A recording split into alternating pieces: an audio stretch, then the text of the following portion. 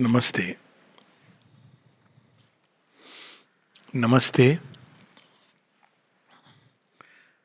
Let's begin with the very question, why do we need to align ourselves at all? I remember during one of the talks long back in a premier institute in Chennai, one student asked me that, sir, you are speaking about all this evolution, about yoga. Why do we need to undertake it at all? So, let's start with this very question. This question stems from a fundamental lack of understanding of we and the creation and the creator and the cosmos that we inhabit. When we start a life journey, we believe that we are alone or we are separate and distinct from everything else. We are not really connected in the deepest sense. We are superficially connected through circumstances of birth, through life, through various situations, through work, through interest, etc., through social duties.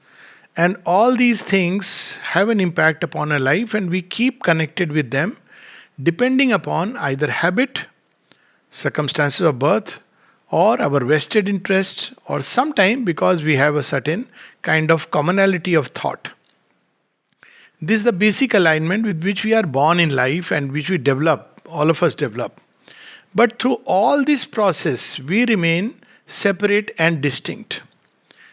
Even when we turn to God or a higher power, it's only ultimately for our own distinct, separate identity, its benefits, what we can gain out of it, we can gain out of life, out of others. And there's something inbuilt within us, and we proceed with life along with that.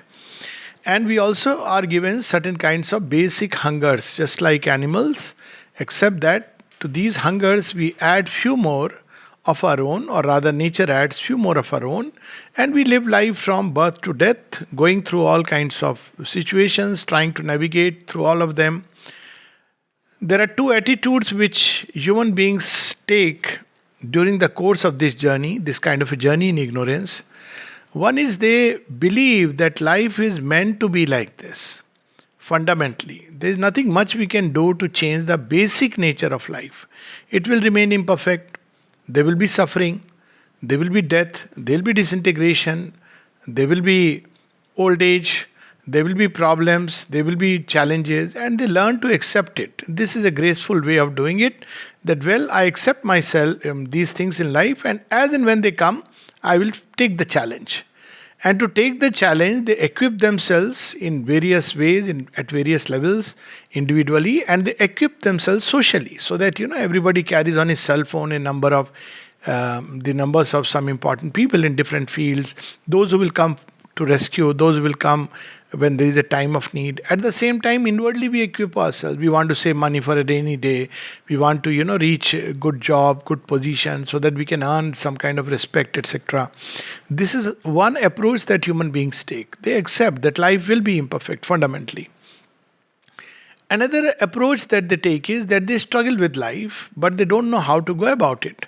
So they try their hard to change things, but they meet a blank wall and they become unhappy, and they start complaining and they start grumbling, grudging, they become depressed. In the first one, the good side of it is that one avoids things like depression and complaining. One says that's how life is. But there is no deeper purpose yet. In the second one, again, there is no deeper purpose. Purpose is my own egoistic enjoyment. But at the same time, one struggles, tries hard, and you will see a kind of anxiety in these people as they go through life. Say when they grow old, they develop diseases, they're very unhappy, very uncomfortable when they are confronted with the loss of a loved one, because somehow they believe that, it should not be there. Going through life, they have not learned to accept certain things. So these are the two ordinary approaches that we as human beings take. Then there is a third approach, and the third approach is that, well, life is a field of unhappiness. It is a field of transience. It's a field of sorrow. It's a field of suffering. But yet, there is a way out. And that way out is to go out of this zone completely. This zone is a zone of suffering. So even if you try your best and somehow try to save, whatever you have tried and some fruits have come, you want to save, you want to navigate through it, eventually it has no meaning because you will meet the same blank wall. So why don't come out of this fence of nature in which we are caught, and we have all these escapist solutions given to us through the centuries, at least last couple of millenniums, from Buddha and Shankara and many others, that this is a field of suffering. Come out of this. So this is the third approach that human beings take. And there is a fourth one. But before we come to the fourth one, I am reminded of this human predicament, so beautifully described in Savitri, where Sri Aurobindo says, man still a child in nature's mighty hands, in the succession of the moment lives, to a changing present is his narrow right. His memory looks back at a phantom past, the future flees before him as he walks. He waits to weigh the certitude of his thoughts. He waits to save his fruits of works from adverse chance. Yet he knows not. He knows not whether at last he shall survive or perish from this earth as the mastodon and the sloth where he was king. So this is our predicament. We don't know what future has in store for us. But at the end he says something very beautiful. Yet a secret forcing knowledge can be ours. Now what is this forcing knowledge and why do we need it? After all, these three solutions, we opt for one of them and we go through life. Well, we can't really go through life this way. The reason is that there is, behind all these three, behind all the different approaches that we have, there is a secret divine impulsion. There is a will that has gone into creation. If there was no will that has gone into creation, it was just happening somehow mysteriously, magically, a kind of illusion that someone has created out of fun, then yes, there is a meaning and merit in coming out of it. Or in trying to, face it as well as we can. But it's not a question of facing life. It's a question of fulfilling something else, which we can, nowadays we use the word greater purpose, a vaster plan, or in the language of the Gita and Sri Aurobindo, fulfilling the divine will in us. Now, this divine will is not only individual, it is individual as well as it is collective. It's something which has gone into the creation. So, the whole problem starts, or well, to look at it very, we start from this end, that we find ourselves in this world and we are taught to align to this. We are taught that we have to align ourselves with our parents. So, we are instilled certain thoughts, certain ideas, certain ways of life, attitudes, customs. Then as we grow up, we are taught by the parents that we have to align to a religion or no religion, even that. There are parents who are atheists, so they want their children to be atheists. So atheism becomes a dogma. It becomes kind of a intellectual creed, sometimes worse than religions. Or as we grow up, then we are taught, align yourself to the society. Generally, by society is meant the social milieu in which we live. We have to align ourselves to the school. We have to align ourselves to the goals that somebody else has set in for us. And those goals we know very well, no need of repeating them. But as we go through life, something happens which makes us feel that is this all? Either when we go through life believing in all the things that have been given to us, yet we find that there is some kind of an imperfection, an emptiness which dodges our life. Or else, if we don't accept all those things and go our own way, we really don't know which way to go. Now these things, society, religion, these ideas, they set a goal for us and we are taught to align ourselves to them. So if the goal is, let's say, studying and doing well in life, we have to align ourselves to that. So we have to sacrifice certain things in life to achieve that. This is how we proceed normally in life. Or if the goal is society, then we have to align to the social mores and customs. If we don't, we are an outcast. So this goes on. All this is an alignment in ignorance. But there is something deeper within us which is wanting to fulfill its own agenda. And what is that agenda? That agenda is not that we become doctor, engineers, build up a lot of money and all that. This is incidental. This is not that it is not important or important. It has its little place. It is incidental. But the real agenda for which creation started, as the Upanishads cryptically put it forth, and as Sri Aurobindo reminds us, is to fulfill God in man is man's manhood. Or to put it back to the original Upanishadic phrase, Ekoham Vahishyami. So he wants Bahushyami, Ekoham Bahushyami. The divine wants that all of us become like him. So now we understand why a teacher or why the parents want the child to become like them. It's in ignorance. It is the mistranslation of a profound truth. The divine also wants us to become like him. So all that he works upon us or through us is so that each of us can eventually be tuned to fulfill that original plan. And what does it mean to become like the divine? It means to live in the state of infinity. It means to live with the conscious perception of eternity, no more in transience. It means to have the permanence and the security that comes from permanence. It means to have a mind which is free of all errors.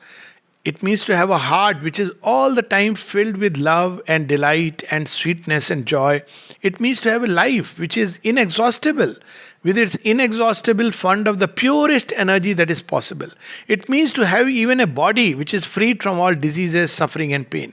So, this is the original plan. And nature is given to fulfill this plan. Now, you see, with this, something new begins to happen. On one side is God's original plan in us, if you may use the word God, which carries nowadays a very religious, traditional connotation. So the divine, he has a plan for us. Then, on the other hand, there are plans which the society in ignorance has set up for us, which we knowingly, unknowingly get conditioned, and we follow it. As long as our plan is by some freak chance aligned to that fulfillment of the divine plan in us, it's all right. But more often than not, it is not aligned. And therefore, an internal struggle or tussle starts.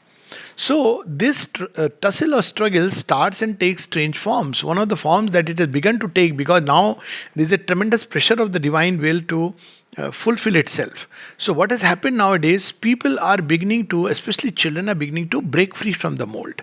They no more want to follow the pattern which their parents have set for them. They no more want to follow the goals which society set for them. They no more want to simply align themselves with the goals that the teachers set for them. So they revolt against it because they are looking for something else.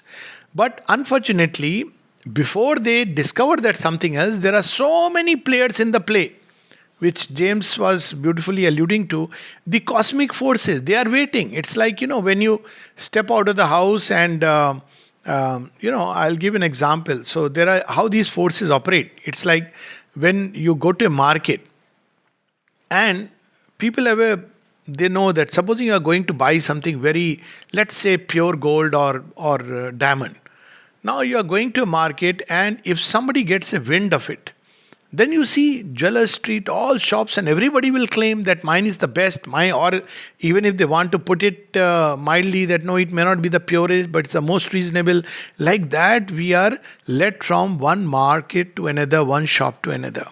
So when we step out of this zone of our house, our safety, comfort, as we step out into life, then all these forces begins to impinge, impact, influence, and pounce upon us. Because each of these forces is a world in its own right. When you go to a city, as you step down, I don't know how the situation is now, but in olden days, you came out of the bus stand or you came out of the railway station. Now there are people who will tell you, do you want to go to this hotel? Do you want to go to that hotel? And then you have to say, no, my house is here or somebody else is here who will come and pick me up. So depending upon our deepest inner needs, we are programmed like that. This need to become divine. We are programmed like that because the original plan of the divine. But it looks like a very tall order, and for a long time we mistranslate it into these distorted achievements or limited achievement. For instance, the divine is all delight. Now, in our nature, it gets mistranslated into enjoyment, hedonism, pleasure, things which desires can fulfill and satisfy us. Similarly, the divine is all force, tremendous power. So it mistranslates into our nature that if I have money, I'll be powerful. If I occupy this position, I'll be powerful. If I have the names of the famous politicians, who's who, and etc., I'll be very powerful. If I move in high societies, I'll be very powerful. Similarly, the divine is all knowledge, and there is in us this deepest need for knowledge. So this gets mistranslated into, if I read a lot of books, if I have more degrees, then I will eventually arrive at knowledge. Similarly, the divine is the most peace and that pure existence, that which does not perish. So it gets mistranslated into us that our bodies, as it is right now, should be freed from all disease and disintegration and any kind of old age. Now, all these aspirations are fine, but the route they take in ignorance is very different. It's like we are moving from one illusion to another. Now, why nature creates this? It's very fascinating to see how this plan unfolds. So, nature creates these little goals for us because we are being prepared for the final marathon.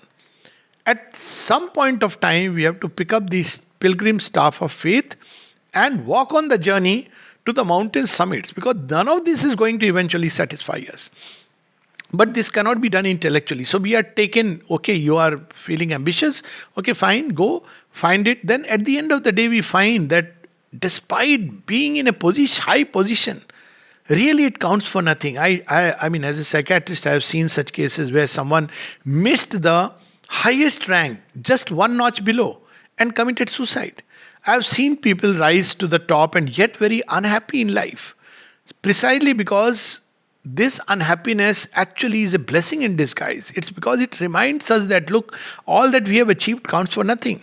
People who have got a lot of degrees and who are living in an illusion of knowledge, and suddenly you start questioning them, and they discover that, well, all my knowledge cannot explain to me or predict for me what is going to happen the next moment. This is a simple question one can ask after somebody has given a lot of knowledge about, science, scientific knowledge, and various kinds of knowledge systems. Ask whether, one can predict that very next moment. Now, why this question is important? Because if we cannot predict with certainty what is going to happen the next moment, of course, we live with faith and everything. This certainty can only come if we are master of all the forces that regulate the flow of time. And if we cannot do it, that means our knowledge is imperfect. So we are constantly faced with the unexpected, with the uncertain, and we discover the failings of our knowledge. Similarly, somebody believes that, well, now life is very happy, all enjoyment, all pleasure, and suddenly it is snatched away in a moment. So we proceed like that. We want to save our body. We want it to look young, fresh, everything good. We go to gym, 6 packs, 8 packs, or whatever else it means, an equivalent for our, sisters. But at the same time, we realize that, well, it's going slowly. It is going through the process of disintegration and degeneration. We are very unhappy because we still want to. That aspiration is there. Now, all this happens because eventually nature is preparing us for that ultimate leap. If it doesn't keep these short-term goals, then probably we'll just be a non-starter. Tell a boy who is, 15 that, your goal is to have God. So he'll be totally confused unless he's ready through all this process in life. So, in fact, the idea of rebirth is precisely this kind of a progressive alignment. Nature is leading us towards it. How it is leading us towards it? Its ways are very different. It lives on a very large scale. Nature school is not like by 11th year of 18 year you have to get a degree. Nature says you want to stay in first standard for 10 lives is perfectly fine. What it has to do, it has to break and remold, break the form, and consciousness will advance just one little inch further. That means so many lives of suffering, so many lives of errors, so many lives spent. See, this is what happens with many people, that in a lifetime they learn a little lesson, sometimes not even that. I've seen people toward the end, very miserable. And this one thing which I say, that how you gracefully face your time of departure, not only the immediate time, but as you are nearing, shows how you have lived your life. Now, there are people who, even during that time, I have seen people who was a man who was so miserable, very unhappy. So I asked him, see, this is the time. He's seemingly a God fearing man, as it is called, or religious man. And I said, you think about God, why are you so looking so unhappy? No, no, no, you know what happens. And then he gave me a big lecture what children are, and he has put his, he has made a will, but he knows for sure that my children will fight. He had two sons and they are going to fight, and he was very miserable because of that. Now look at a man's life, that all his life he must have brought up these children with all the love and care that anybody takes, earned all this wealth to pass it on to them. But even during the last days, he is not happy with everything, neither with the children nor with the wealth. And this is not one person's predicament. There are many, many houses like that which we have seen. Now, of course, we maintain a facade of decency. So, nature normally, one lifetime, one small little lesson. Then it says, okay, fine, come again. So next life, next to next life. And it goes on like that over millions of years. But there is another choice for us. There is a way. And that way is that we align our lives to the original divine will in us. The sooner we do it, the more we will be on the grand trunk road that life itself has carved for us. By grand trunk road, I don't mean difficulties and challenges, but it is the road meant for us. There was a very nice book, The Road Less Traveled. So, if I have to put it in the Indian context, I would say the road meant for us. That famous poem of Frost, where he speaks of, he stands at a doraha, at a crossroad where he sees two roads, and he takes one. There's no way you can know which one is meant for you. And at the end of it, he finds what he finds. And he says, I don't know what was lying at the end of the other road. So, basically, ultimately, there is something original plan meant for us, a road path meant for us.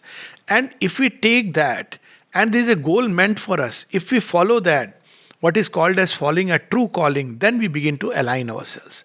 But instead, if we allow our choices to be driven by society, parents, teachers, and everybody else, all done in goodwill, not that it's done out of bad will. Parents will always say that, study well, earn well. If you don't do it, if you tell the parent that I want to realize God, they will say, see a psychiatrist, maybe first go to US, get a lot of money, and then, talk about, let God be a post-retirement plan, and things like that. It's not done out of bad will, but it's done out of an ignorant goodwill, which does more harm than a bad will. On top of it, there will be many things, your birth is to fulfill your duty towards your parents, towards your family, and this is what they have understood as the meaning of life. Now, this is a meaning within ignorance, and it's all right as long as we subscribe to it. But a time comes, and is fast approaching, because there is a pressure of the divine will upon earth and in man, that more and more children are beginning to revolt, because they are beginning to search for, no, this can't be my goal. The goal has to be something else. They don't know really. And they need to be helped in discovering it. Now, this discovery of this goal to which we have to be aligned is the first fundamental aspect of everything else. If we don't have a goal, there is no question of alignment. We are not, everything will start from there. It's not like we are supposed to be aligned to this and that and how many separate ways. I have to be aligned to my parents in one way. When I go to work, I have to be aligned in different way. When I do something else, I have to be aligned in different third way. No, it is not that. It is about what is my goal of life, and I have to be aligned to that. And here we have some very beautiful examples in nature itself. So what is the goal of the sun? To shine. It shines. That's it.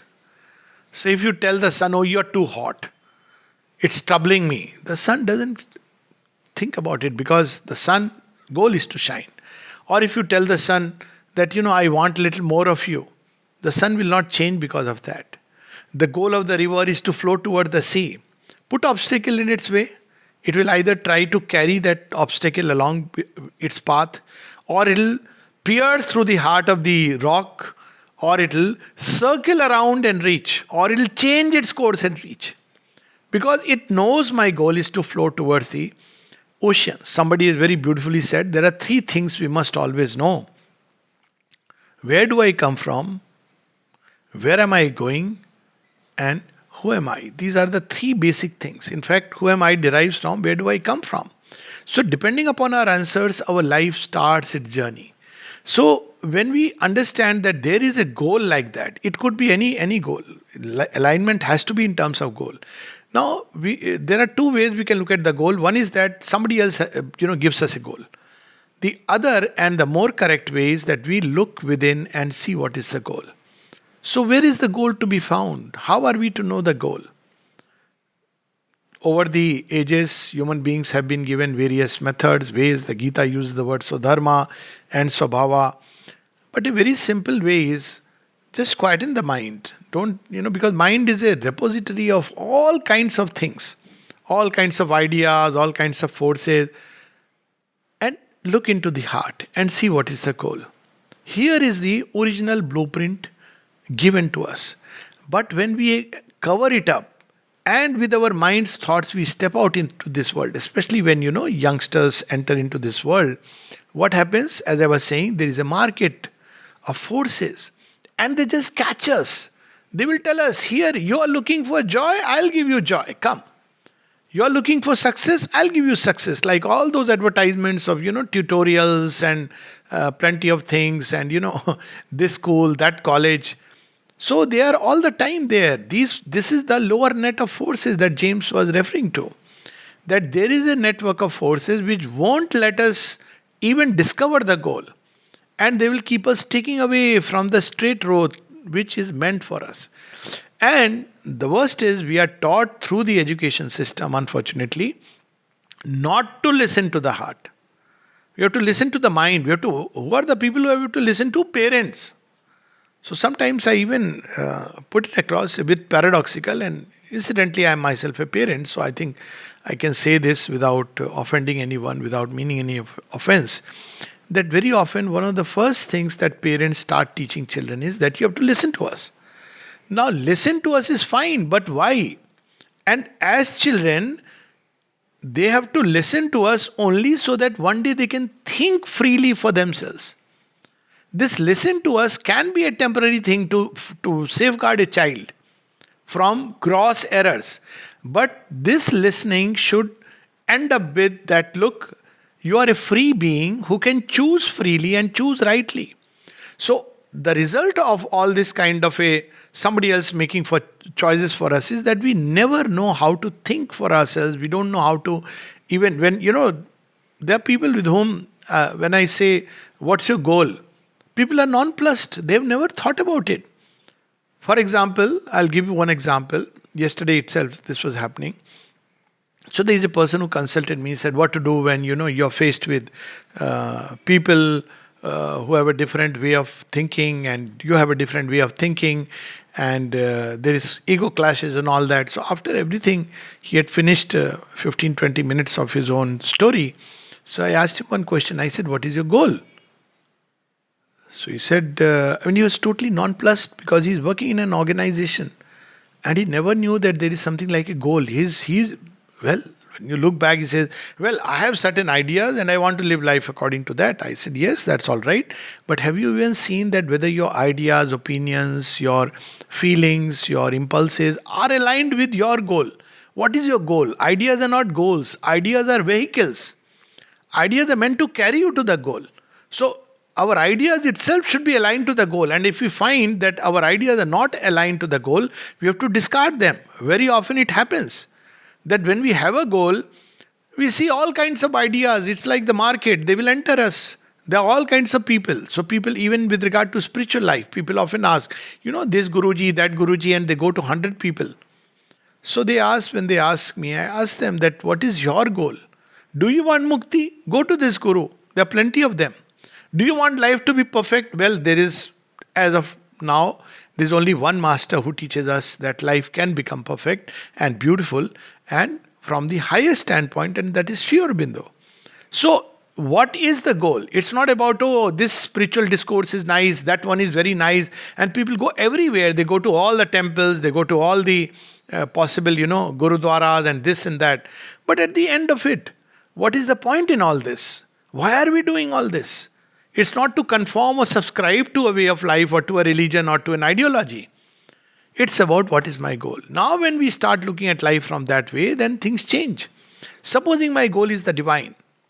I'm using the word supposing because this has to come from the heart. It's not something to be imposed. All evangelism, conversion is not a good thing.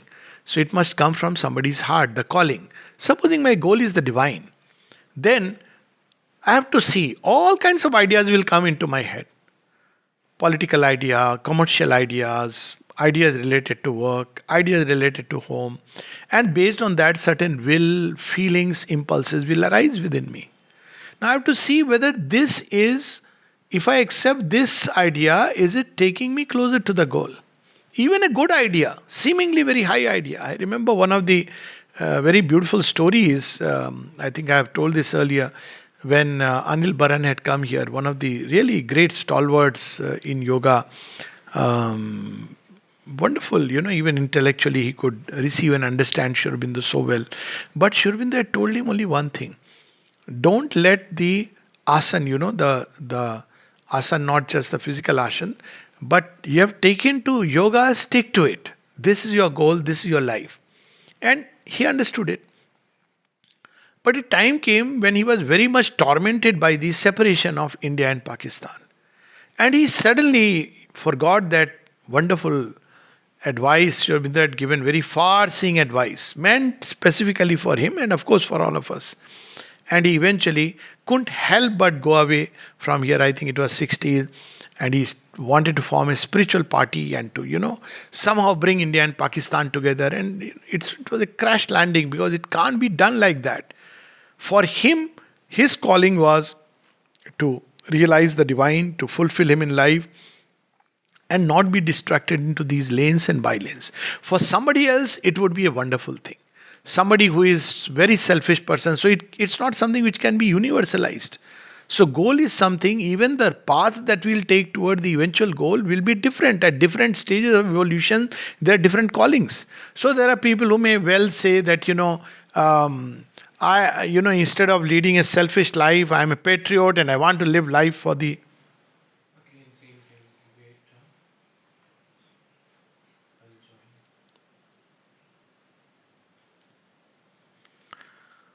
So we are back to the story, and when the computer went off because the link was broken, I was wondering whether it's not computer's way of saying that, look, you have spoken too much, let's have question answers. But nevertheless, just to quickly wind up and then we can have question answers, is that we must have in life a goal if we really want to align ourselves. See, the deeper divine will manifest itself in our life as a calling. Very often people ask that how to know the divine will within us. It's okay that there is a grand plan and greater plan, but how are we to align? For each one, it will be different, And at different stages of evolution, it's different. Because in our journey, our levels of consciousness is different. There's a very interesting story about Swami Vivekananda when a young person wanted to renounce life and he came to him saying that, Swamiji, I want to renounce everything. Then he asked him that, what do you have which you want to renounce? Reminding him that you don't have anything. Is it a way that you want to just lead a comfortable life? So the thing that we have to remember is, so he in fact told him, you first earn 1 lakh rupees and then come and renounce. So this is a way of reminding us that this goal is not something which is to be found in some activities and not in others. If we remember the goal, we'll find it anywhere and everywhere because the divine is everywhere. So it's not that we have to take up certain activities, discard some other. In fact, one of the exercises that the mother teaches us, when we have to go toward this great discovery, she says, do not do anything for the sake of pleasure, but take pleasure in whatever we do. So to start with, we must be very clear about our calling.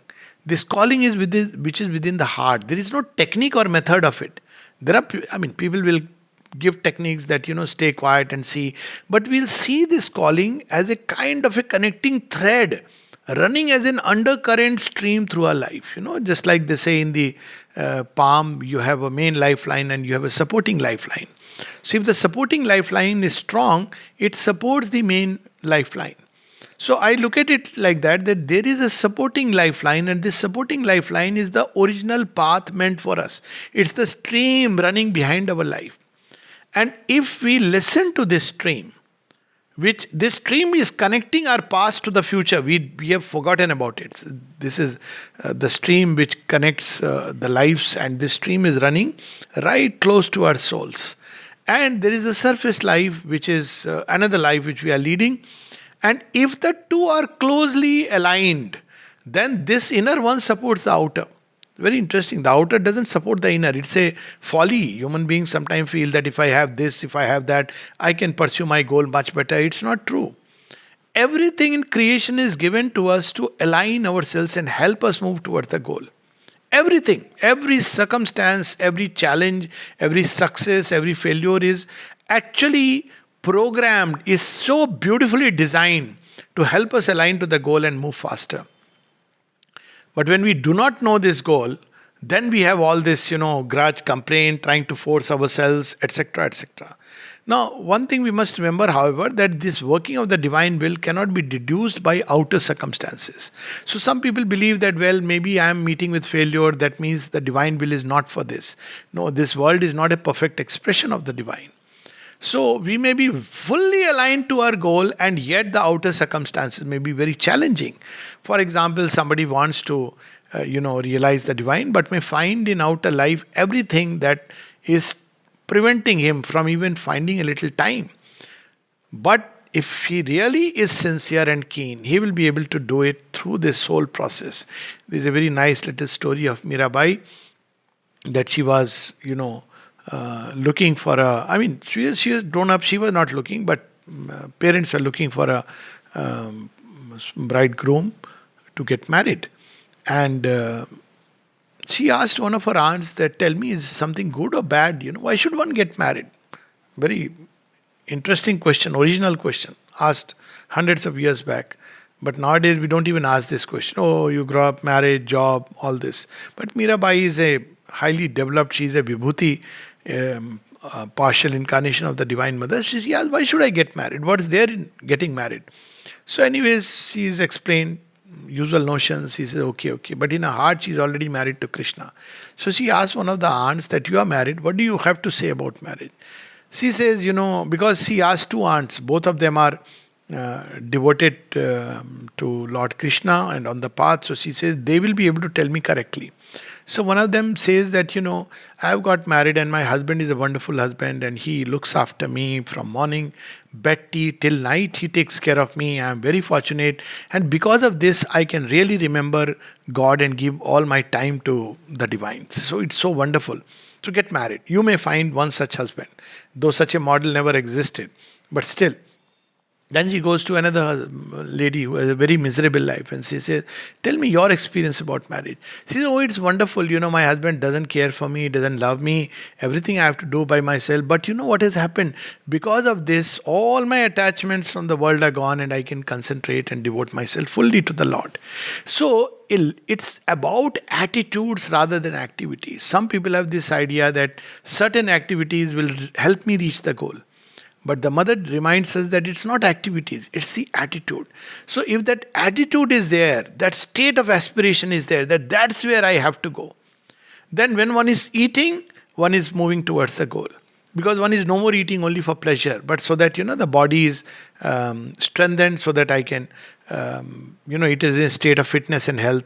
One is doing exercise with this idea, not that I look good and I look, people will be impressed by my looks. I look younger than my age. No. One is doing it so that the body is better prepared and better equipped for the purposes of yoga. One is reading a book, not only just that, it's a pastime, let me just spend some time gathering information, or even nowadays, books, new version is WhatsApp and this and that, 100 things which go on. But one is reading so that one can develop the mind, see it, allow it to think in different dimensions, so that this mind itself can become a beautiful vehicle of the divine. And even when one is reading, the eye is on picking up those elements which are aligned to the goal. Similarly, and you see, nature works like that. Very often people say that, the day I thought about building a house, from everywhere I started, whether I was opening a book casually, randomly, or I was traveling, I was meeting this person, that person. So you have to tell them that it's not that these things were coming in your life because this is your goal. It was happening because now our mind was focused on that. So these things and all kinds of things are there in nature, but the mind tends to pick up. You'll pick up just that advertisement which is, your is uppermost in your mind, as mother spoke about the shooting star.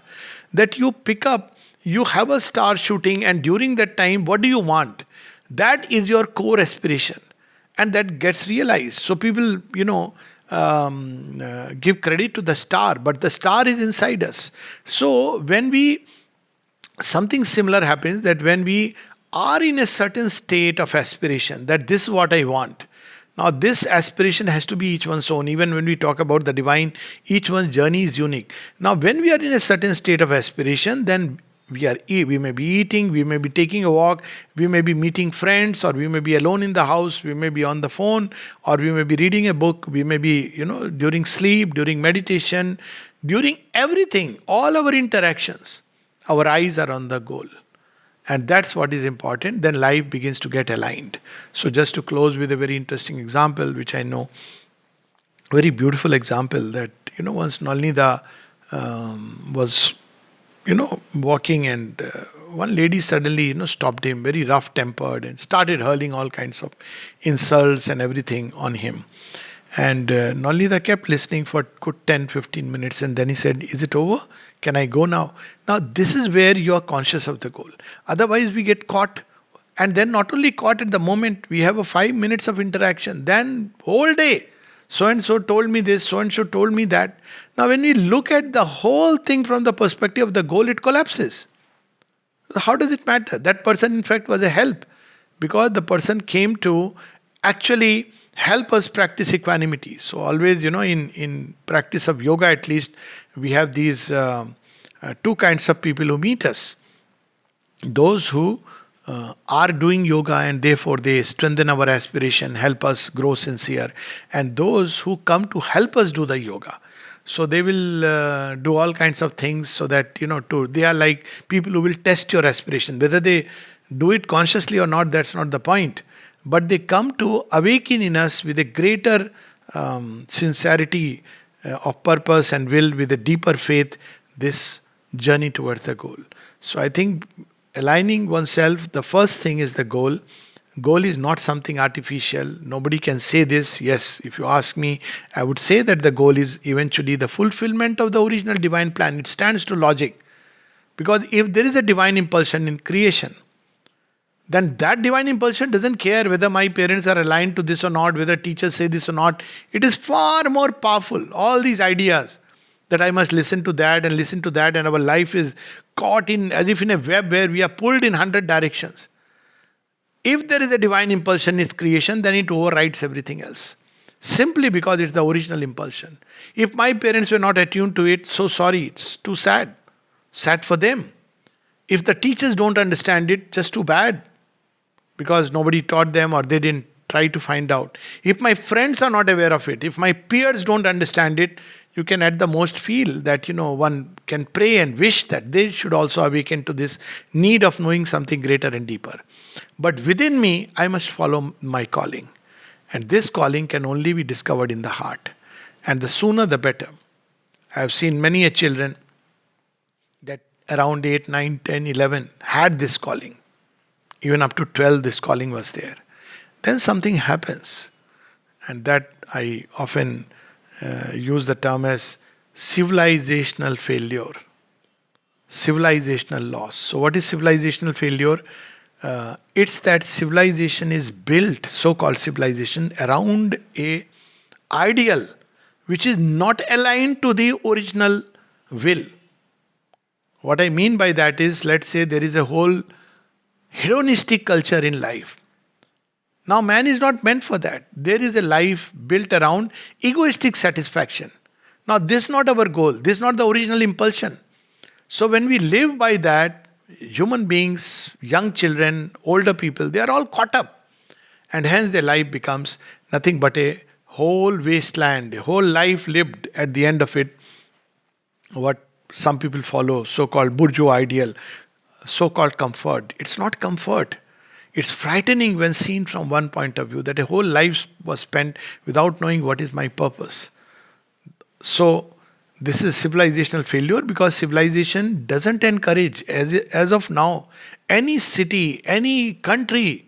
What is the goal? Nations should have a goal. Countries should have a goal.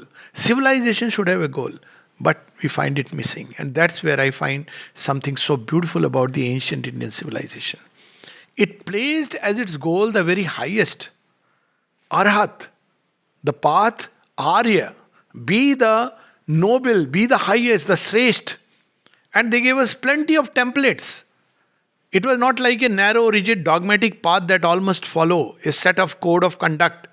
But for each one, there were multiple templates, examples, sacrifice of Shivi, truthfulness of King Harishchandra, valor of Bhishma and Arjuna, all kinds of things. Or the steadfastness of Rama, Sita, steadfast in truth, Anusuya, steadfast in love. So for every kind of ideal, they had a template which we could easily get into and follow. That we have lost now, and it's very unfortunate that we have to struggle to just to discover what we are meant for. So till 9, 10, 11, I have seen a lot of children have it uncorrupted, except in schools where right from beginning or from kindergarten onwards, parents start putting pressure to conform. But even these children, it's a very sad story that as they come in contact with friends and with life around, they lose that. And it takes a long, long time to recover. So let's close with these words of the mother. An aimless life is a miserable life. And this aim in us is individually aligned, should be aligned to the great divine purpose. This divine purpose within us, divine will within us, individual as well as with collectivity. So she says, an aimless life is always a miserable life. Let your aim be high and wide, pure and disinterested. So depending upon our aim, our life's value will be there. But at the same time, she reminds us, but remember that you cannot discover the perfection outside till you have discovered the perfection within. So first thing is to find what is my goal, then to start aligning everything around it, our thoughts, our feelings, our will, impulsions. That means conscious choices, not being driven to choose. What people call as choices are not their choices at all. They are choices of relatives, friends, all kinds of people who give suggestions, or even without that, and we are driven by that. Conscious choices. So through these conscious choices, we move through the journey of life. Conscious choices are the path. Path is not Bhakti Yoga, Karma Yoga, Jnana Yoga, Raj Yoga. Because you may take that, but even there, egoistically one may do bhakti. One may pursue the path of jnana very egoistically. It is conscious choices made through life that are the path. And these conscious choices should be aligned to the calling within us. And this calling itself within us, we should be careful that it is aligned to the larger plan of the manifestation of the divine within us. All creation is not an accident, it's not an illusion, it is a progressive divine manifestation. And as we advance, we'll see that the path opens little by little, more and more. And as we become more and more sincere, slowly we'll see that everything within our nature begins to get slowly aligned to our goal. And if we can discover the true center within us, then that would be the most wonderful thing to do. Of that we'll speak tomorrow. The true center, as James had indicated, is the psychic center within us. So that's from where the calling comes. And we have to discover it and then align our life to that. And then we have to align everything outside to that. So of that we'll speak tomorrow. Meanwhile, if there are any questions, most welcome. Namaste. Yes, Dr. Alok, there is one actually on the chat. This is Dr. Alok, how do we constantly feel and act out of our goal within us when we feel that we are bombarded by distracting forces that surround us every second. Yes. I feel that this is so hard to do, this outside of an ashram and living amongst ordinary life. Yes. So, very beautifully, James, that in life we are distracted by and bombarded by lots of forces. So, how do we really effectively get aligned to this goal or even discover it for that matter? And that's why, initially and for a long time, it is good to set aside a time apart when we just plunge within and speak to ourselves. This is something which is missing. Again, one of these civilizational diseases, being in a hurry, being busy, and the busier we are, some people are busy in work day and night, some with their work and family, or if they have a little time, they like to, spend time with friends, gossip, partying. So we have to take out time, and plenty of time is given to us even otherwise during life. As a doctor, I can say that between one patient and another, I have a little time. At least I can take out a little time. And every little time given to us is a gift and a reward of life. And during that moment, instead of just, taking out the phone and beginning to, start looking at it or gossiping with the people or simply just getting up and, thinking of a tea break, let's have this break, which we, instead of a tea break, let's have a D break. So by D break, I mean whenever there is a little moment, we just stay quiet and we rekindle the aspiration. The aspiration could be, I want to find my goal. It's not necessary that everybody immediately has the goal. So we can aspire that I want to know my goal. Of course, this aspiration implies faith in a divine wisdom, which will give us the goal if we ask for it. So ask for the goal or look within and raise this question, what am I really meant for? All this running about, this hustle and bustle, this crowd, these meetings, these chai samosa parties and everything else, accumulation of wealth beyond measure. What am I really striving for? What is the purpose of my life? And it's good to remember and think about it, contemplate about it, reflect about it. It's ideal if we can set aside a time and get into that mood. So there are various practices one can, when one sets aside a time, stay in a room or a space which is relatively quieter, read something which can, quieten us. One of the ways, Savitri, prayers and meditation, the Bhagavad Gita, books which are charged with a spiritual consciousness. And then we plunge into our own depths. Let it be initially 5 minutes, 10 minutes. It'll be difficult. Sometimes it helps if we just write it. See, this objectivization of what we experience within is a very helpful process. People don't realize its value. Because otherwise, when we just say pray, and we pray, we don't note anything. So what happens is this prayer is beautiful at that moment that it tends to go into this universe amidst the thousand forces that deny. But when we write it down, it becomes concrete. And we'll see that when we write it down, there is a conscious link and there is a journey.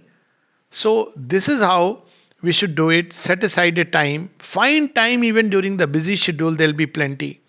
Then set aside a time specifically for this. And we sit and speak, as Sri Aurobindo puts it in Savitri.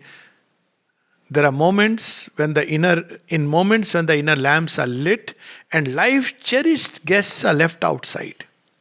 Our spirit sits alone and speaks to its gulfs. So we must set aside a time, life-cherished guests. Put your phone on silent or whatever. Leave people outside. Tell them that this is your time with yourself. See, it's very unfortunate. Now, we are very fortunate, at least in the ashram setting and all this, we get time. But outside, life is so packed up and of our own doing that there is no time left to sit with ourselves and discover ourselves. And because of the nature of life outside, it is built around desires. So even if you do nothing, you are filled with restlessness. You pass through a market space and you are filled with restlessness, even if you don't desire something. Because the zones are like that. And now what to do in that situation? That is why there are places like ashram, there were monasteries in ancient times, so that we take out some time. And we come and we live in this atmosphere for a few days. That's why there are camps. So that there are days when we are far from the madding crowd. And we sit and rekindle this aspiration. Then slowly, slowly we retune ourselves. When we go back to life, we lose it, we come back, go back, come back, go back, till ultimately a day comes when this goal is all the time with us, like a burning, quietly burning flame within our hearts. So this is a way to do it. One has to make it, like one has to be sincere enough, at least to know that this is something worth doing. At least that has to be there. And then one finds the time. People who say that, we don't have time, we are too busy. My answer is no, this is not true. Where there is a will, there is a way. If I say that I don't have time, that means I don't value this enough. And if you really look at the day, what is our time? Time with friends, with family, with work, one can understand. It's because we don't really value it. See, this is the unfortunate part. And why don't we value it? We go back to the problem. The society, it has organized life like that. We are taught like that. We are given the values upside down in life. Separate individual, distinct from the universe and cut off from everything else. Whereas the distinctness of the individual has to be, it derives its value from the divine. There is a distinctive individual within us, but not this ego self with its surname and everything else. So this is unfortunately a whole web, as you have rightly put it. The society is, catches us, religions catches, belief systems catches, ideologies catches, homes catches, like a dark web, huge spider web, which has captured human lives. It's very frightening to see that. But then there are individuals here and there, and most importantly, but there is grace. So I personally feel it's only grace. Shobindu at the end of a long passage in Savitri where he says, all the world's possibilities in man awaits in a seed the tree. And then he describes all that can happen, all the possible catastrophes, disasters, play of forces. But at the end of it, he says, but there is a guardian power. There are hands that save. Calm, eyes divine, regard the human scenes. So we have to ultimately open to the grace and, put our hopes in the grace. So let's open the platform to questions from participants. You can, if you think of a question, just unmute yourself, put your video on, and ask Dr. Locke straight away. See, I am Prakash Nair. Can you hear Yes. me? Doctor, I had one question. I was reading this book by Mr. M.P. Pandit on Aurobindo. So he says the way of love, he says you should have the divine as the beloved. So I mean, I don't understand because as the beloved means, it's something like Mirabai Krishna relation. What does it mean? I mean, I'm a male, so what do you mean by beloved? I look at the. Okay. Yes, Prakash. It's a wonderful question, and I'm glad you asked it. So, of all the relations that one can have with the divine, the most intense, the most ecstatic, the most profound relation is the divine as the beloved. That means, who is the beloved? The beloved is somebody who is the closest, deepest, most intimate to oneself. Someone whom you cannot sacrifice. You can sacrifice all other relations, but not that who is your beloved. He is the core. If you see, normally in relationships, we have relationships in a concentric circle, if you note it. So there is in our core someone or somebody who is the ultimate for us, whom not only we are most intimate with inwardly, but we just cannot leave. Even if the whole world we were to leave, we would still be with that person. Could be anybody. I'm talking of life in general. Then there are those who can be called as our inner circle.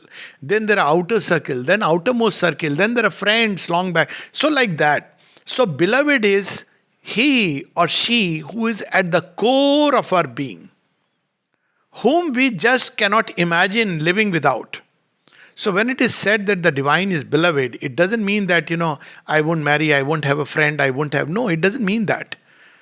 It means that everybody and everything else is with us, but the divine is the one whom we cannot sacrifice for anyone and anything else. Shobinda says very beautifully, two of his aphorism, to commit adultery with God, this world was perfectly created. And then he says very beautifully that life is created in such a way that we are bound to the world by duties, by customs, by various relations, affection, etc. But secretly, our soul is always in love with the divine paramour. Now, why this divine aspect? Because what do we seek in a relationship? Let's say love. What do we seek in love? We seek two things: intensity and eternity. Now, intensity you can create momentarily, human love. But you can't create eternity. You see what happens to human love. After a time, the vessel is very narrow. This love tends to, and because the vital is full of desires and ego, so people start very well, good beginning, on the right footing. But very soon, it goes on to the wrong footing. Why? Because this relation, the ego comes in, desires come in, they begin to rub, they begin to, brush against each other, and eventually it becomes something very ugly, very opposite of, love turns into hate, for example. Now, why does this happen? Because we are not able to hold this force of love in its intensity beyond a certain point. Most people don't even experience intensity. And if we want to keep it eternally, then we sacrifice intensity. There are people with whom you continue to live all your life. But that intensity has passed away. So love seeks intensity, eternity, and it seeks a third thing. It seeks union. But it seeks the union in its completeness. Now here comes a little twist of the divine as a beloved. Intensity, eternity, and infinity of love you can find in the divine. But unless your very body is transformed, you cannot find the perfection of love and the completeness of love. And that is why there is this aspect where while you have the divine as the beloved, you can put it in another way. Of course, Nalini has written a lot about it, to love man. I'm saying this because, otherwise people tend to, look at it in different ways. That treat your beloved or the one whom you love as none else but the divine who has come to you wearing this mask. So when you do that, now you have the possibility at even certain other levels with the divine. This is the problem. When you have the divine as the beloved, your body cannot participate. It can participate in acts of ritual worship or in service, and especially, if the divine is physically not present. How do you allow your body to participate in the movement of love? Love is love. It is not just service. And how do you allow your vital to participate, especially certain aspects of the vital? How do you allow that romantic aspect of your own life of love to participate? Of course, one can have romance with the divine. It's possible very much. Now, what is the romance and the joy? People who are romantic, romance is something you don't, everybody doesn't know. It's something very secret and sacred to you. So it can be with the divine that way. But there are many aspects of togetherness or intimacy of love which one wants with the beloved, which are difficult to have with the divine. So this is the long-term project. When the very body is transformed, when everything in us is transformed, then we'll experience that same intensity. At the same time, we must understand that creation has a purpose. If we look at it this way, that the divine is the beloved and everything is the divine, then we sometimes create an extraterrestrial divine. So the problem of that is that becomes traditional bhakti yoga, that I love only the divine and therefore I abandon everything else, and therefore at the end of the whole journey I merge in the divine. So then what happens about creation? Now Sri Aurobindo and the mother both remind us that creation has a purpose. In creation also there are masculine and feminine aspects. And there are beings with whom we can connect at the deepest level, at the inmost level. And these people, which in the course of our evolutionary journey, you can't find it. Some people ask that, how do I find my soulmate? Well, you can't find it. You have to find your soul. If soulmate is meant, he or she will come or come in, come out. All these things are possible. There is no foolproof way of finding. Finding should be only of the divine. But then sometimes in the course of our evolutionary journey, either when we are ready or because we have to become ready, the divine will bring certain people in our life which we will think or feel that they are our beloved. Fair enough. But if you are really following the path of yoga, they should be treated as divine wearing a mask. That mask of this person or that person is there in Savitri. She says that, for me the eternal has come wearing the mask of Satyavan. And the same thing we find in many of, when mother was asked that, what do you do when human love comes to us? Because we are supposed to abandon all other loves for the sake of divine. So she says, well, go through it. It is the best preparation. So what it means is that we can love humans humanly, and we can love a human being divinely. But the first step is to come in contact with the divine. And that's, therefore, we can say that there are three steps in this process. One is we love unconsciously, instinctively, and that is hardy love. That is animal kind of love. Then we love humanly, where we have human beings as our beloved. We have, as our close friend, etc., parents and teachers. And divine is someone afar. Then the third step, when we start finding in him all the relation of father, mother, sister, brother, friend, lover, beloved, paramour, teacher, master, all the relations. But then when we have done that, then there comes a final penultimate stage. And we come back, and in this world, in all our manifold relation, we start reproducing that original replica. Because we are in contact with the divine, our love becomes of a very different quality. It's no more a human egoistic love, but a divine love. So to love people divinely, and there will be manifold relation, because the psychic over a period of time forms different relations. There will be a universal love and there will be individual loves. So loving the divine within as the beloved means that he is the most intimate. That should always remain, even with anybody else in our life. No way that can be sacrificed for a yogin, for somebody who is following the path of yoga. What do we do with a human being with whom we feel intimate? Well, what we do is treat that person as the divine would love. If the divine has someone as a beloved, how the divine would love? He will not bring in ego. He is the original template. Look at the Divine Mother, her love. Unconditionally, she pours and pours. She expects nothing in return. So, for all our needs, we have that connection, the inner beloved. And for expressing this love, we may have people, human beings, people who are our wife, husband, lover, beloved, paramour, okay, all kinds of things. Father, brother, sister. So this is how the process works. But divine inside is non-negotiable. So whatever be the person, whoever, whatever, how much ever the closeness is, the divine beloved means he is the first and foremost in our life.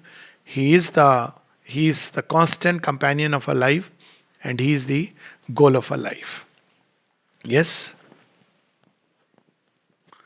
Prakash, does it answer the question? Yes, very well, very well. Thank you. Thank you. Does anyone else have a question?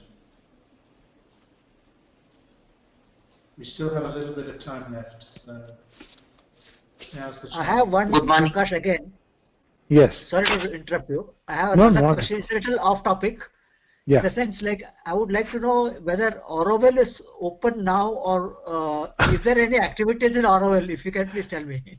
Okay. Well, nothing is off topic.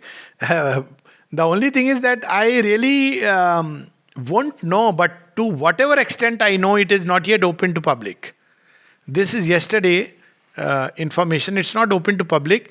I suppose by public I mean people can go see the Matri Mandir from outside, but like you can't take a pass to enter Matri Mandir. So I don't know about departments. I think they are open in that way. So one can go into Auroville through whatever roads are there, and you can sneak in. There are plenty of sneak-in roads. And then you just move around. But Matri Mandir is certainly not open to public. That I know for sure. Some of the guest houses are open. So Oh, guest houses are open. Okay. And I Guest think houses are Auroville open. Jiva is doing some programs. I wouldn't know actually. Auroville, I'm sure they are doing programs. But okay. I wouldn't know. I am not on that, I am on a list of Auroville group, but not this one. They have a website. I think if you go to the website, you will find all the details. Yes. Yeah. I have a question, Dr. Pandey. Yes, please. when you say disinterested, which also I've read in some in books, what do you mean by what does the mother mean by disinterested? Yes. Thank you for this most wonderful question. I remember that I'll give you an example. There was a time, 91 or something, when I was through a set of, it was grace actually to look after the Bangalore Center as a secretary. So just I concentrated and opened one of the pages in prayers and meditation where the mother says, even when you are doing a divine work, you should be disinterested. Now, I started looking at the meaning of this word exactly that, what does it mean? Now, what this word means, as I discovered it over a period of time, not just the conventional meaning of the word, but it is not lack of interest for sure. It is to take interest, but no more for the sake of anything personal. Meaning, thereby, if we are doing this work today, we do it with all the fullness, with all the interest, with, it's the yoga of the Gita actually. But if tomorrow we have to move out of this, we move without any without as much as batting an eyelid. Oh, I have done so much and I have to move out from there. So without any preference, without any personal ego involved, without any craving for result, but doing it as a completest possible most beautiful offering, with all our faculties, with all that we can, give into the work, but not with an eye on what fruits I am going to bring. Again, it has to be done. It should be successful work. But it's not done with the idea of success, it's done with the eye on perfection. So, all this is part of disinterested. But the most important element is that if tomorrow or the next moment we are asked to leave it, then we are ready to leave it. This is where the disinterested word comes in. There is a very beautiful essay of Sri Aurobindo on the delight of works. And there he describes the sword as a joy in being kept in the hilt. It is a joy in the hiss of the battle. It is a joy when it is broken and thrown aside. That equal joy discover. And there is a little story which I remember from the ashram context, which explains it very beautifully. So Mani Ben, who has recently passed away in 90s, so she was narrating that she came as a young girl and she was given to work in Golkund. So Golkund was looked after by Gauridi's mother, Monadi, and she was a perfectionist, You can imagine immaculately the way Golkund was kept at that point of time. So one day, Maniben was telling me the story herself that, young girl, she had to go for group. So it was 5 o'clock and she wanted to go. And then Monadi asked her that, have you finished your work? She said, yes, Monadi, little something is there, but tomorrow I'll be doing it. She said, what if the mother comes in half an hour time? Then this will be incomplete.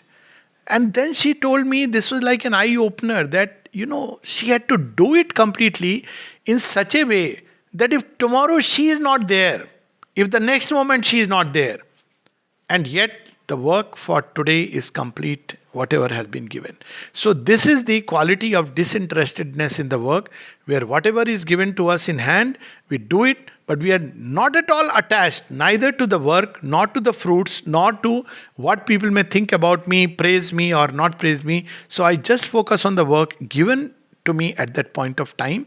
But if tomorrow, if it is taken away, I let it go with as much state of equanimity and joy, knowing very well that the divine has other plans.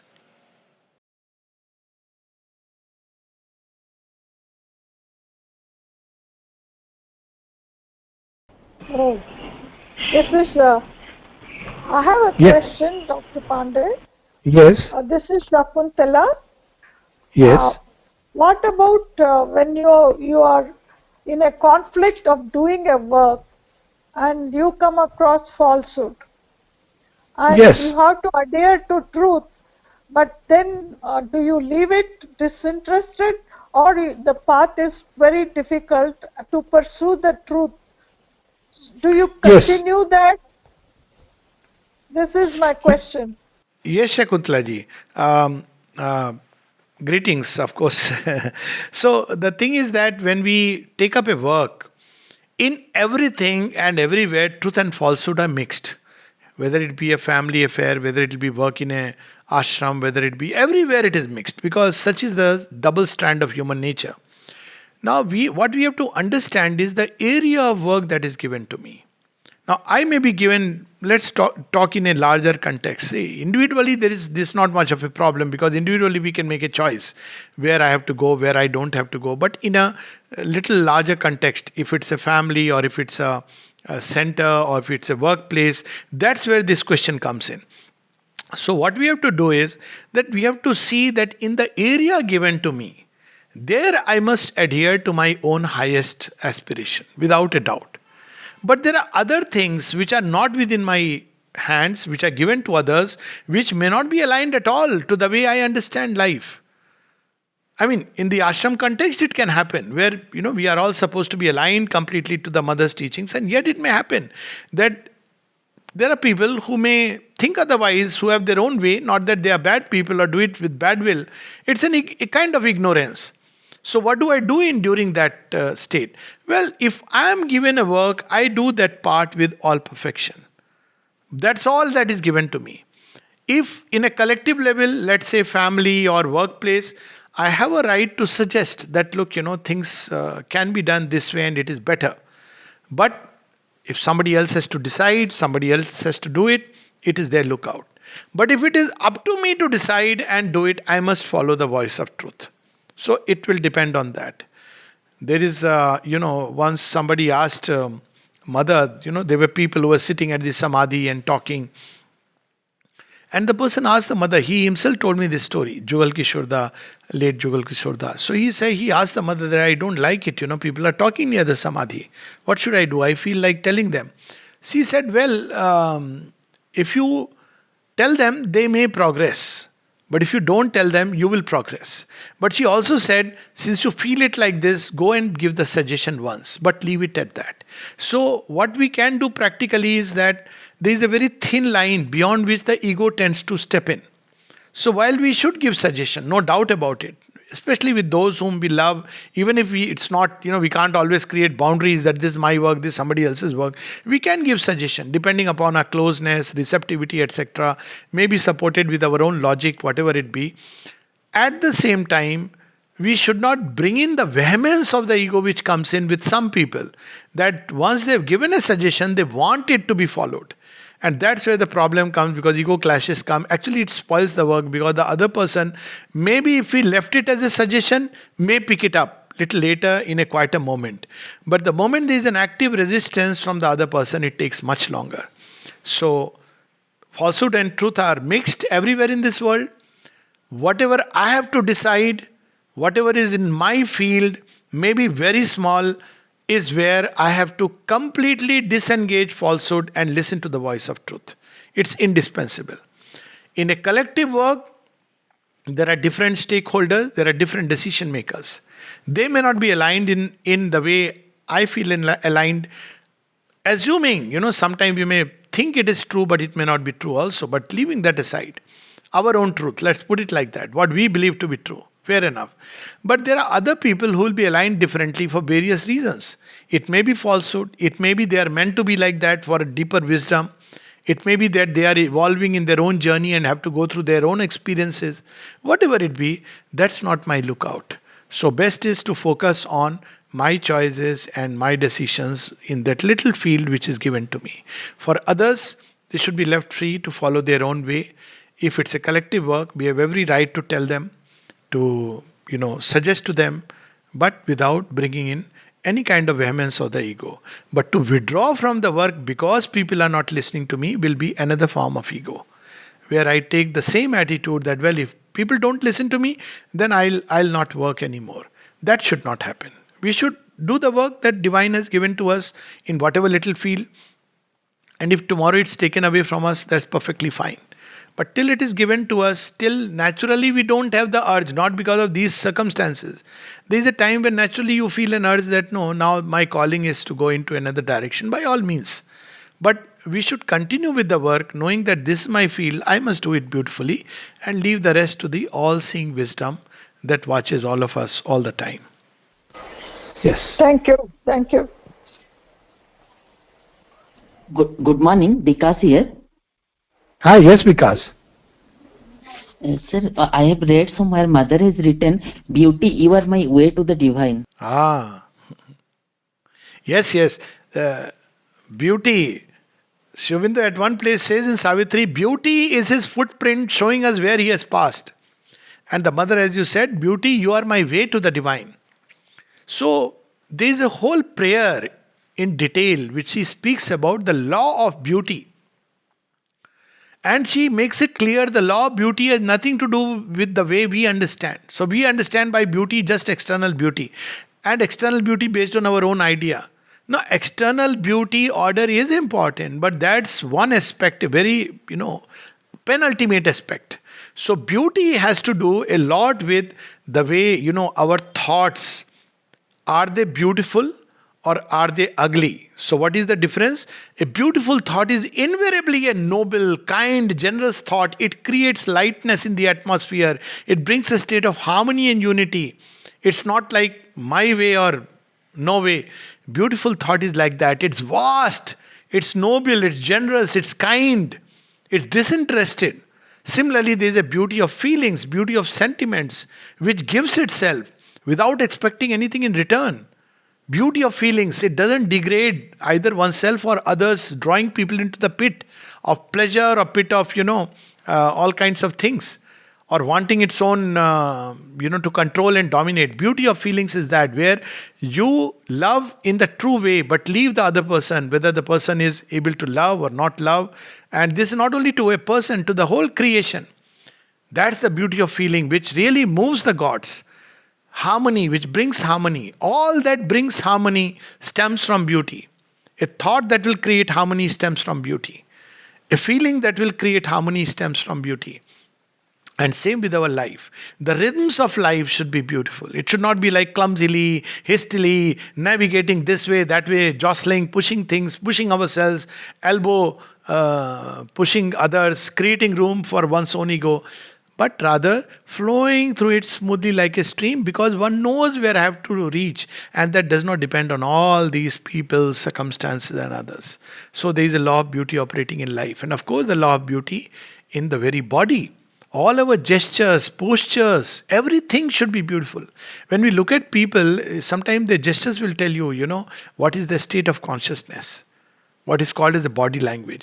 And all this cannot be artificially done. It's not like learning about body language. When we begin to inwardly aspire for beauty, and through love, devotion, we come in contact with the Divine Mother in her aspect of Mahalakshmi, then we will see that slowly our thoughts become beautiful, our feelings become beautiful, our life, its rhythms, its goals. One thing is for sure, any goal of life which is done for selfish aim is not beautiful. But any goal of life, generous, disinterested, high, vast, all these gods, they come from those domains. Luminous. That's what is beauty. Similarly, our body, when it lives not for its own degrading pleasures, it begins to follow the law of beauty. So this is the law of beauty, and for more detail, there is a whole prayer in prayers and meditation. And if you just search in prayers and meditation, the law of beauty, you'll find it. Yes. Yeah. Yes, I got it.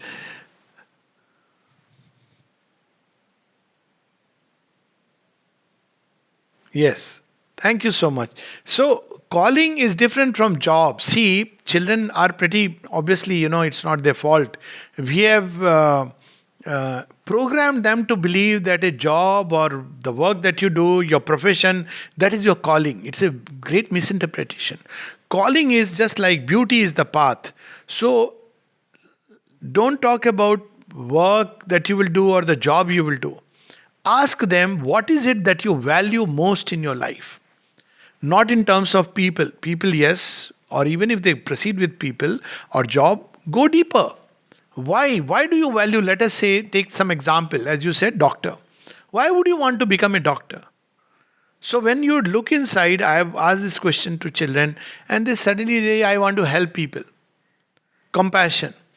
Okay, who is your most favorite person? Mama or Papa? Why is it? Because she embodies love. They won't use the word embodies, but she loves so much. So this way, but the best is to ask them, what is your core? One most important quality that you really admire, that you wonder. Most children come up with this answer, love. So this, when we discover our own core, what is it that calls us? Calling is what calls us, draws us really. Now, the more we deviate from this calling, life becomes miserable. Or for some people, the core may be knowledge. For some, it's like Shakti, they want strength. So that's what calling is about, the divine quality which impels us. So, divine quality may be a big word for children. Just ask them that what is it that you think is the most important thing in life?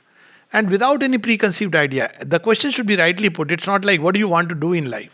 That's not a calling at all. Because, say for instance, you want to be compassionate. Compassion is something that moves you. You can do it as a healer, you can do it as a business person, you can do it simply being in the house 100 ways. Animal activist. The important job comes later. Job has to do with capacity. So we mix up this, calling with temperament and capacity. Job has to do with temperament and capacities.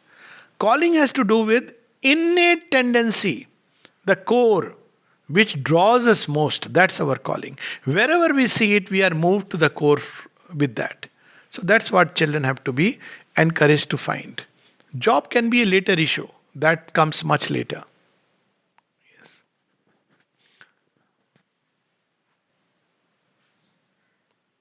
Thank you.